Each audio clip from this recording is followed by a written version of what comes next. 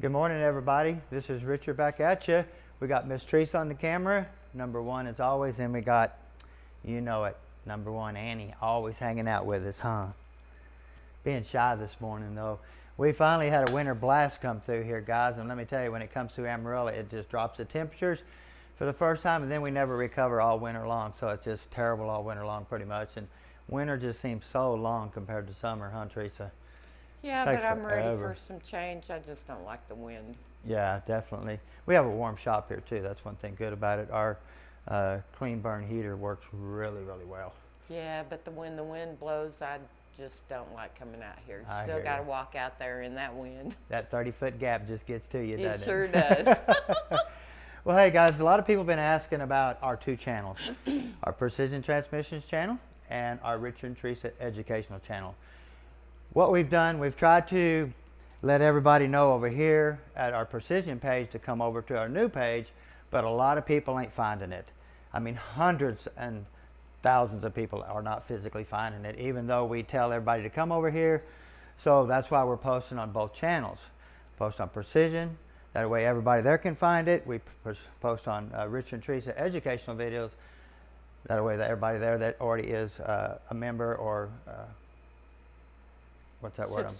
Subscriber to that channel. Right, because the people on the Richard and Teresa, they're new. Yeah. A lot of them are from the old channel, Yeah. but there's a lot of them that are new. Yeah, and they don't know about the Precision. Right. And then the people on Precision don't know about the Richard and Teresa educational. So that's why we're posting on both places. We just have to do that, because if we don't, a lot of people are going to miss out on what we do here. Right. Definitely. Exactly. I mean, by the hundreds, seriously. Exactly. So, and you ask why we don't do build videos. I've talked to multiple people that I do jobs here for, and they want me to concentrate on their unit. They don't care about a video of building it. They want me to concentrate on it. And believe it or not, I want to do the same thing. I don't really care about a build video. I would rather concentrate on our customer's transmission that I am assembling and get it done to just the best that I can do without any interruptions. When I'm building trannies, Teresa don't even come out here and bother me. Nope. I'm by myself. I take my time. I do it. I put it to where it needs to be. I mean, we just don't have no issues that way, and we don't have any comebacks. And when I build them, I'm taking them in and out, build them and putting them back in. So I got full control of everything that's going on with that vehicle. That's why we try to show everybody, you know, the tricks as we're tearing it down and explaining things. I mean, that's a lot of stuff. A lot of information. Still showing everyone. Mm-hmm. So, and, you know, when we tear these down in the videos, after I get these parts cleaned up, you would not believe how much I throw away that I miss in the videos. The pile goes from a little pile to a massive pile, because once I get them cleaned up and I start inspecting, then here we go. We find a lot of stuff wrong with these units. yeah, A lot. So it's tedious. it is tedious. And Trent's doing okay, everybody. Oh, yes, everybody's asking about Trent. Exactly. Trent's doing fabulous. We just love that gentleman to death. He's doing fabulous. So exactly. Cody's even doing well. Right. We have to do our own things, and that's what everybody's doing, including us. Yeah. So we're all one big happy family again. So we're really excited about that. But anyway, we've got two 400 transmissions that we're doing, that we're going to be cutting the bell housings off, putting ultra bells on, going through the transmissions, putting trans brakes, all billet shafts, all that kind of stuff. So that's what my job is the last few days is. I've already got one done, you can see here. Now we've already cut the bell housing off here. If you see here, here's the bell housing that we took off. Right here. Now this bell housing here is not a flush mount. So in other words, we cut them off and we still make them look pretty nice all the way around, you know. But see, this isn't a flush mount. This is a flush mount here. This is another one that we're going to be doing. So basically when I cut this bell, or that bell housing off that unit, it will be about 15 thousandths all the way like this. It'll be a flush mount where you can barely tell that it's been cut off, because this will go up so close to this ledge right here. Yeah. But you can see this one here, there's no way to leave that coming up to here. It just wouldn't look right. This is rounded, where this is flat. Now this is going on our grandbabies here. This is going in on a nitrous big block something or another. But trans brake connection here, since it's internal brake, we do not have a solenoid over here on the side. Same way with this one. If you look here, we have a transmission specialties. Get all this stuff here off. Turn it around.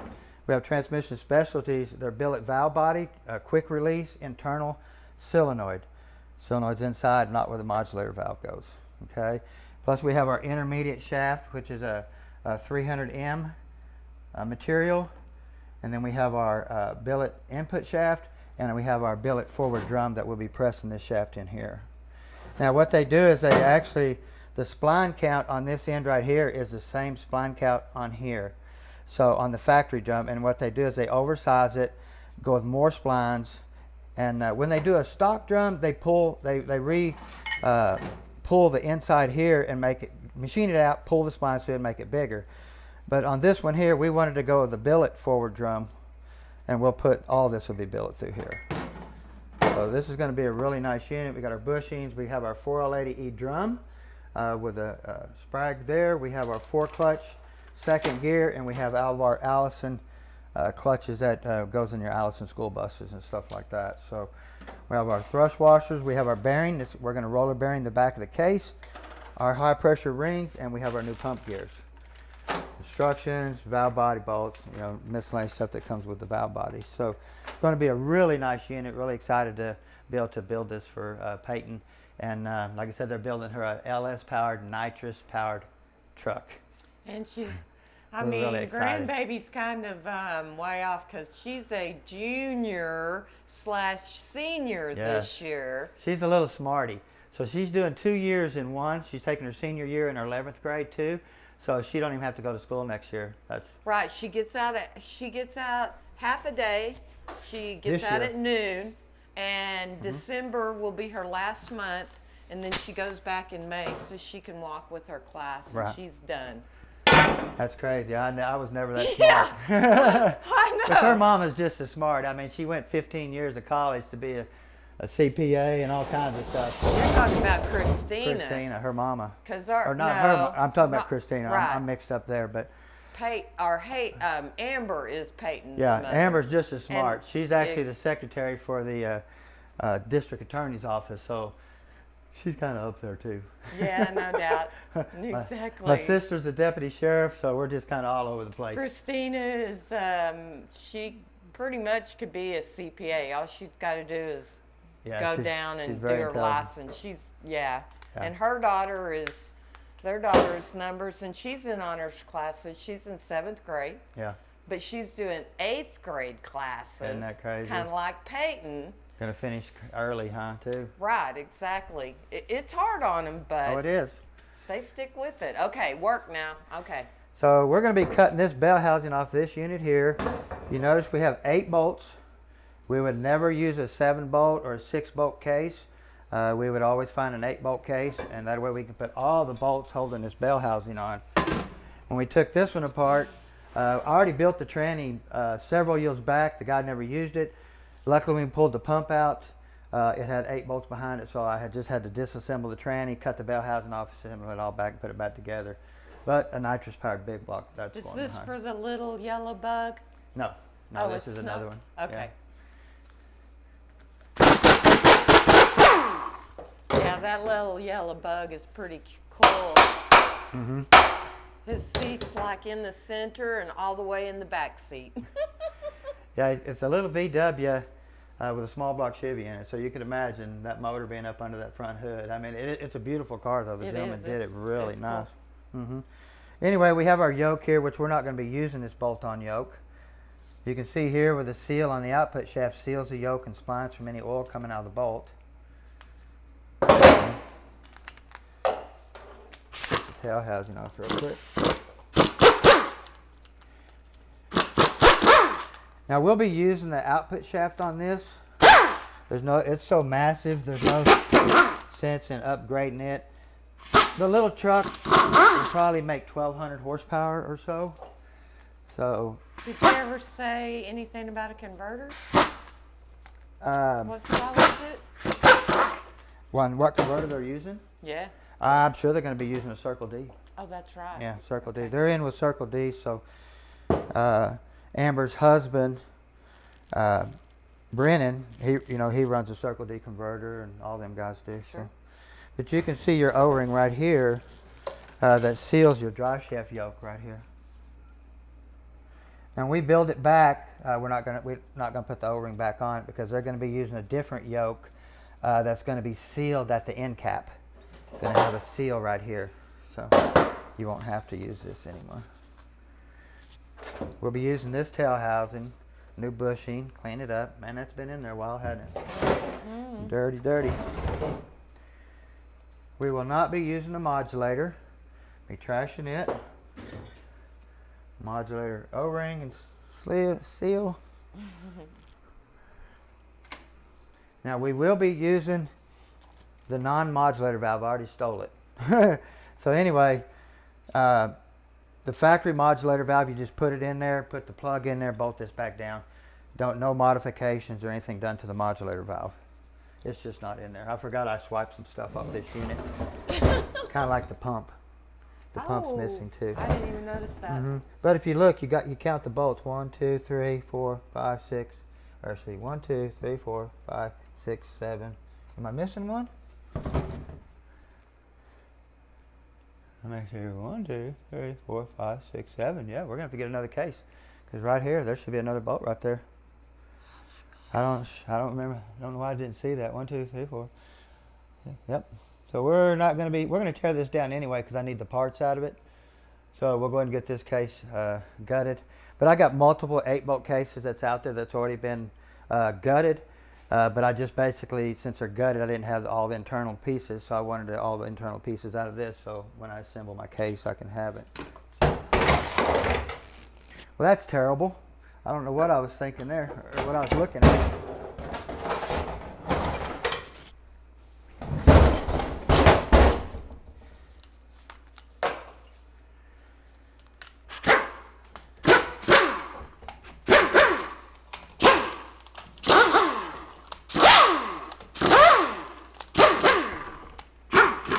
Doesn't look like the pan has been off in a while.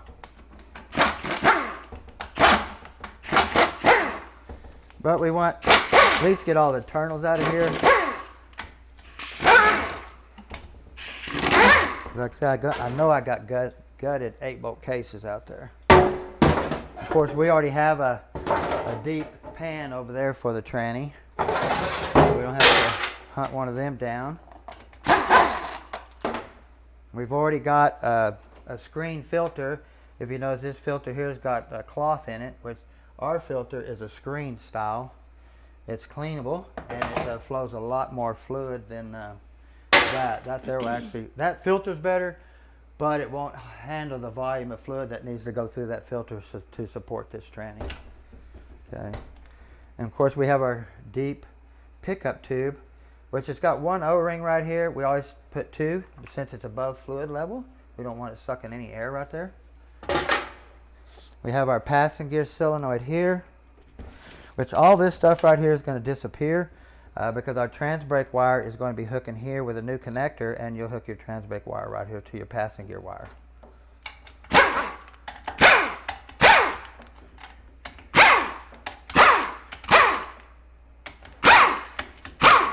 All these pieces here, the valve body, stuff like that, we'll just put up, keep the plate with the valve body.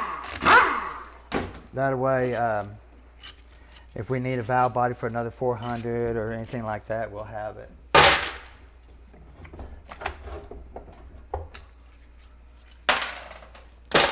But you have a plastic accumulator here. If it's plastic, you always want to do away with it. Put an aluminum one there.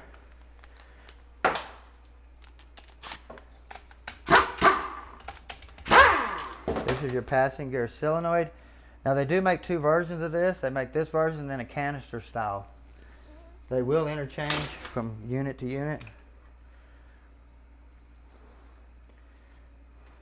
Now your overhaul kit's going to come with 2 gaskets of one kind and 1 gasket of one kind. So you want the gaskets that are 2 of identical, you need to match them up and make sure that they're identical to what you're using.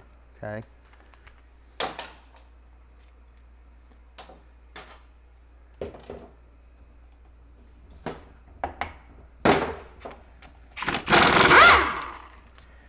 This is your center support bolt. It's hollow. And you got your engine brake band servo here that applies your band. You have all your check balls. The most critical check ball is this one in this trough right here. This keeps your forward and reverse from binding right here, this little check ball in this trough. So any type of, even building it back for like a race application, you're going to keep all your check balls in where it's supposed to be? It depends on if you buy an aftermarket valve body. A lot of the aftermarkets, they don't want any check balls except maybe one here. But most of the time I leave them in, but then I modify the plate to let more fluid go by the check ball. Because like I said, each check ball has got an orifice. Sure. From here to here, see? Right. So if you leave this is your second, I think that might be your third, I don't remember. But you know, if we leave the check ball here, we're going to enlarge that hole there. Right. So if you look at your shift kits, they explain all that stuff to you. Well, since you had that plate, Right. I didn't know, No, that valve body will have no check balls in the case at all. There won't be nothing here. Now that valve body does not have gaskets or anything, so you want to come in here and flat file this and make sure this is really flush and smooth here. That way when you bolt your billet valve body back on, you don't have to worry about it. Now when you do put your tranny together, you'll be leaving these two seals off here, but you'll be using the piston. Now this could have come with another spring right there, but it did not. But it did come with a pressure regulator spring for the pump. And that's something you want to really pay attention to because high pressure will kill a nice tranny. So we have our engine brake pan here. Now, since we're running a trans brake, this will be left out. Your this will be left out. That applies your band. So all this will be left out. And you notice how they left this whole snap ring from here to here just hanging over in this big old cavity. See that? Mm-hmm. They'll break off right there. You do not want that.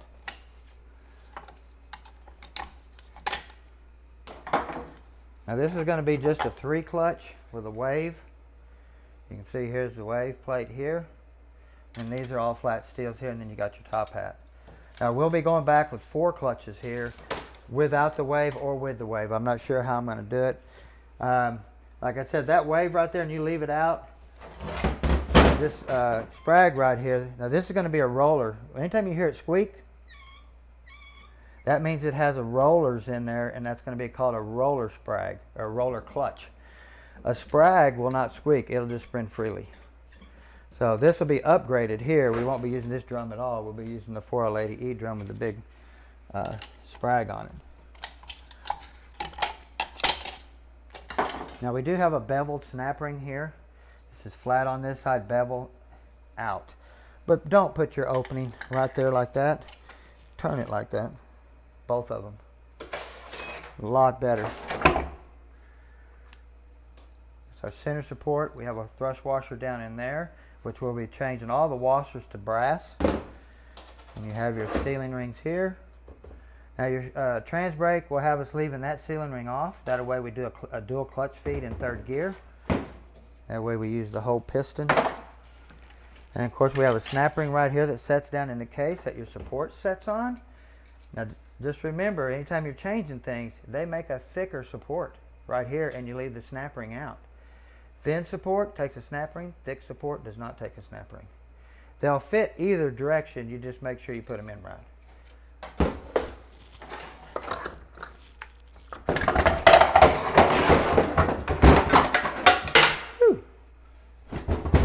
So I keep my parts for every customer, that way I can show them when they pick their vehicles up what we installed in their vehicles, so that's why that stuff is sitting there.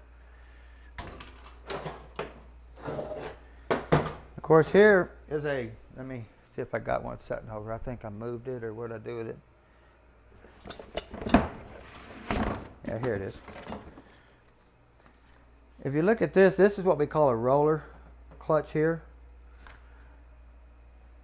This still lets it spin one way and lock the other. You can see how that fell out. The springs are getting weak. And this is what we call a sprag assembly, which does the same thing, but this is twice as strong. Now this sprag here goes in here. Now it does take a special drum to put this in there because this drum has this in there right now. That's why you hear it squeaking. These do not squeak. These will just be a smooth when you turn it. Of course, you have a thrust bearing here that sets under here. Of course, you have your forward or your front planet here. Your reverse band goes around it. You have this oil ring right here. A lot of people leave them out. I try to keep them in. That way it captures and keeps a lot of the oil still in the planetary and keeps it locked in tight. Keeps it all full in here. And then it has to drain out this little part here. If you leave it out, I mean, it pretty much just empties it quickly. It just runs out everywhere, okay? This captures it and keeps it full. So I always like to leave them in there. Now you do see them a lot of times chipped and broke and stuff like that, so you want to replace them if they're just beat up. But this one here is in really nice shape. Probably one of the best ones I've seen in a long time. Of course, you have your reverse band. You know, pretty dark, pretty used. A lot of times here you'll see wear on the tips where the band has been touching the drum right here. So these are really close to being touching. You have your lower sun gear. This will go in any direction. It doesn't have to go a certain way. If you notice, you have a hole that feeds it, but down in here has a groove all the way around, so it still forces it to come out that hole.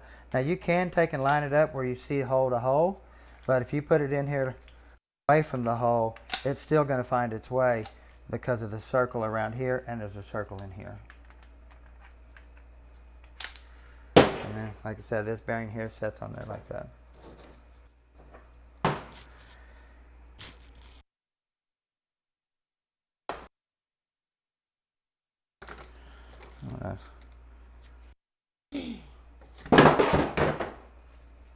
Now you can see here we have a thrust washer here that goes back here in the back of the case against this race here. Now we're burying this. And what I normally do to start out, I'll take and mic this right here and get what my feel is, and then I'll take and go get me a 30,000 shim, and I'll mic this bearing in that shim.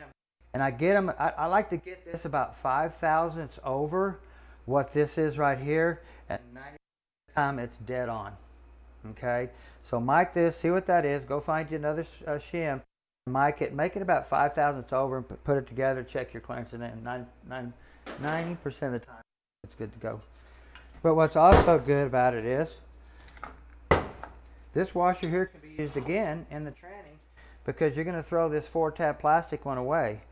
This normally would set down in here like this.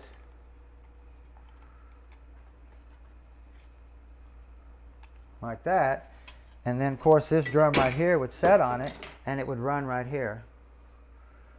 Okay, but since we're not going to be using plastic in this tranny, we're going to get it all out. This 4-tab washer will set right down in there. Look at that. Works perfect. There you go.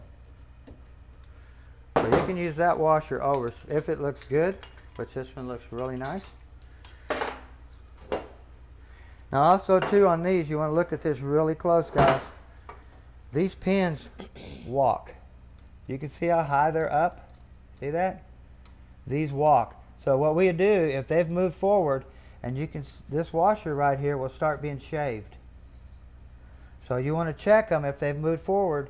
You want to tap them back down, and you want to come in here and TIG weld them. All the way, you know, just in like 3 or 4 spots. You don't have to bust it, you know, just weld it all up. Just 3 or 4 spots with a TIG welder, and then you're good to go. You don't have to worry about that shaving this washer off anymore. But just look at it and you'll see, like I said, these pins are all really high. So we know we're going to have an issue right there. You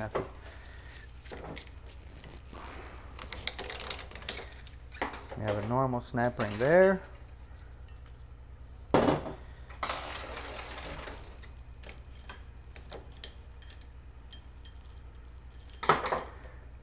So hard to.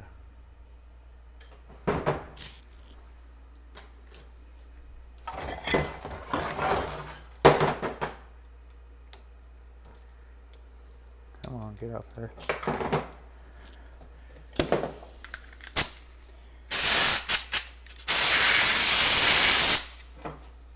Okay, this is the bearing. If you notice, this bearing sticks out the top.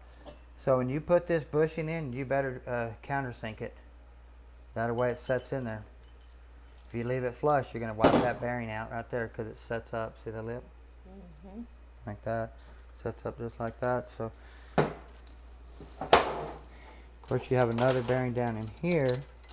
This one ain't as critical of anything, except just making sure that it's in good shape. Of course, a lot of these 400s, you can take them apart, and on these bearings, every other bearing's missing. That come from the factory that way. So you always like to hunt down the bearings that's got all the rollers in them. And then, like I said, just make sure there's no pitting where they're running on both races. Same way with this bearing here. This bearing here will come with every other bearing missing. And always hunt down the better bearings that has all the rollers in there. And then just check your races and make sure there's no pitting or anything like that. Ring gears, just check it for any wear, any pitting. And of course your rear planet and your forward or your front planet, you want to check it, same thing. Make sure the pins ain't purple. Make sure, just make sure all your thrust washers are in here. Make sure these gears don't slide up and down and the thrust washer being missing.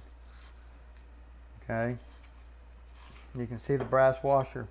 That brass washer right there? Mm-hmm. A lot of times them wear out and you can grab that gear and move it up and down. Mm-hmm. So you want to check that, make sure they're not wobbling, anything like that. And unfortunately, 1, 2, 3, 4, 5. Man, I thought that was an 8-bolt case. I don't know why I was thinking that. But maybe I brought it in just for a pump. Who knows, huh? But we'll go get an 8-bolt case out of there and get it mounted to the bench. And what we do is we'll come over here. We'll bolt this through the tail housing right here through this hole. Through here, we'll bolt it. And then what I like to do is where I start at, this is round right here. I come in here and I come down and I start cutting along here, right here. And I leave about 1/4 of an inch above these pan bolt holes. Take it all the way to the edge. Take it all the way to the edge. And then I come around, and as I come around and cut it off, I stay about 1/2 inch above these, right here. I'm going to take these off after I get the bell housing off, but I still take it about 1/2 inch above, all the way like this. Get this out of the way, and then I'll set my pump in here, and then I start working down. I use a Milwaukee chop saw blade to cut it off first. Works really good.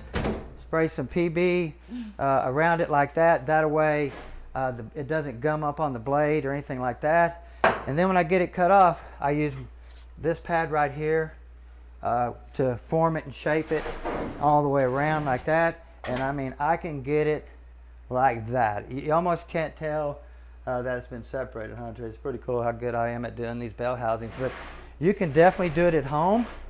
It don't have to be pretty when you do it at home. But when I charge somebody, I like to make it look pretty nice. You know what I mean? I don't want it to look like chopped up junk. So, but anyway, we'll put that case out on the shelf, grab an 8-bolt, get it in here, get the bell housing all cleaned up, and we'll salvage what. Like I said, the forward drum, we're going to be getting rid of that. We'll use some pieces out of it. This is kind of a job to do. I mean, but when you get to mess with these high dollar expensive parts and stuff like that all day, it's kind of like Christmas every day, huh, Teresa? It's just not my Christmas. Not my Christmas. Not your Christmas either, huh? Okay, everybody, we got our transmission bell housing whacked off of it. This is what it looks like right here. Now, this is the first one.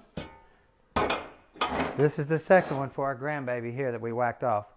Now this does not have a flush mount. This physically has a flush mount bell housing on it that we installed. Now I talked about how you can do this at home. I used a Milwaukee chop saw, some PB blaster, and then I used a Milwaukee grinder pad and buffing pad right here. Works really good to clean it up and make it really perfect. But let me show you here what it looks like.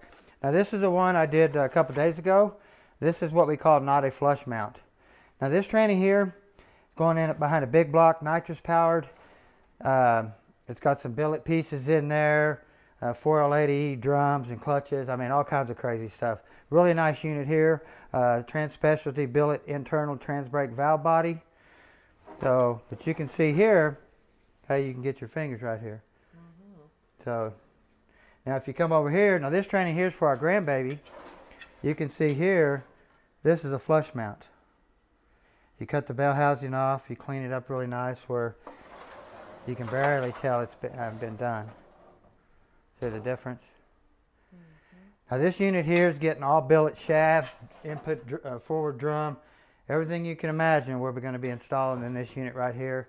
It's going to be going in a nitrous powered LS S10 for our Peyton. So how old is Peyton, Teresa?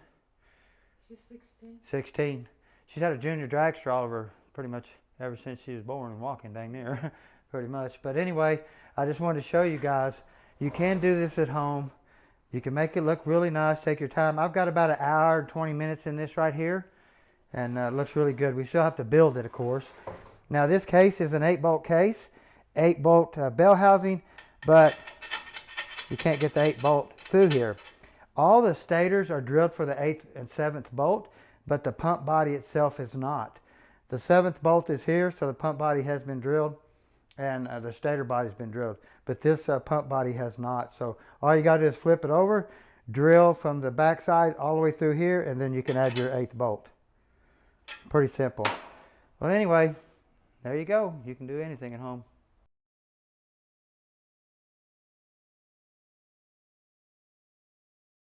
Well, guys, we want to thank you for watching. We really appreciate everybody watching, staying tuned, and all that type of stuff. Go check out our merch store. I want to thank Miss Teresa. Go check out 4D Motorsports. Pretty good channel for adults. How's that sound? Let's do it that way. Open-minded adults. Open-minded a little bit, yeah. I mean, when they're out the track, they're having fun. They're kids. They're kids. They're kids. They're young. Having fun. That's right. So you know, I mean, it's up to each and every person's discretion what you watch, and you know, so they're a younger version. Just remember that. Yeah, having fun, drag racing, and family. They're one big family. Exactly. I'm sure we've group. Done things too, but you know, oh, definitely. when we were doing all it, of our they mouths didn't have ain't clean, videos. let me tell you. Exactly. For sure. But anyway, definitely want to thank you for watching again. Go check out our merch store. Thanks, Miss Teresa. Annie hanging out. Till next time. Have a great day.